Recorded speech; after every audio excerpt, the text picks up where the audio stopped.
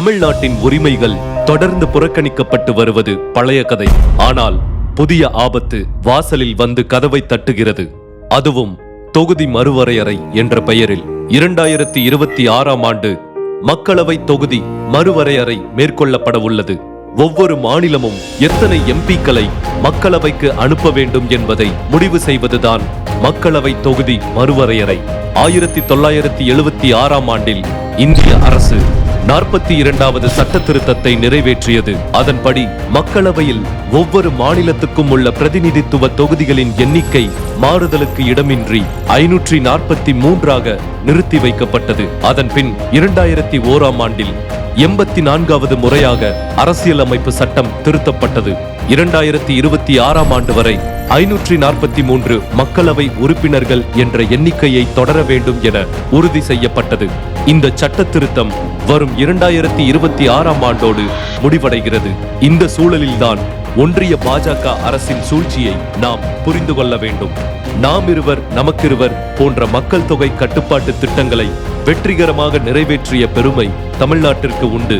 அதே சமயம் பல வட மாநிலங்கள் மக்கள் தொகையை கட்டுப்படுத்த இன்று வரை எந்த நடவடிக்கையும் எடுக்கவில்லை. புதிய மக்கள் தொகை கணக்கெடுப்பிற்கு பிறகு மக்களவை தொகுதி மறுவரையறை செய்யப்பட வேண்டும். இங்குதான் பாஜக அரசின் சதி தொடங்குகிறது. ஒன்று, மக்களவை உறுப்பினர்களின் எண்ணிக்கையை 848ஆக அதிகரிப்பது.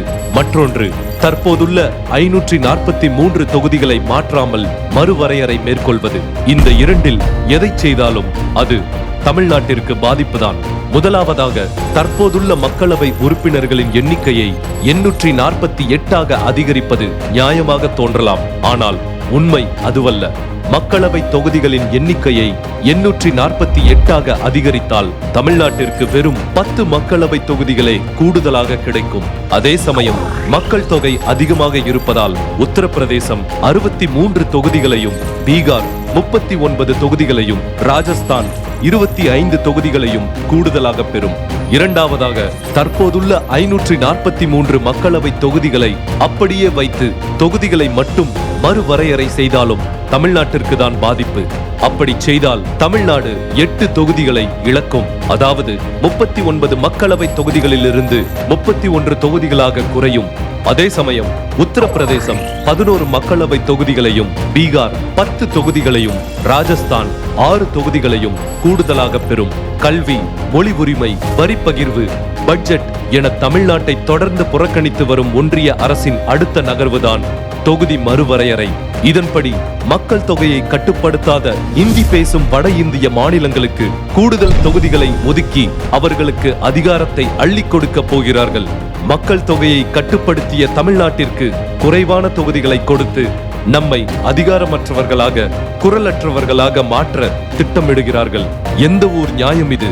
ஒட்டுமொத்தமாக தமிழ்நாட்டை புறக்கணித்து தமிழ் மக்களை சொந்த நாட்டிலேயே அகதிகளாக்க வேண்டும் என்பதே பாஜகவின் சதித்திட்டம்.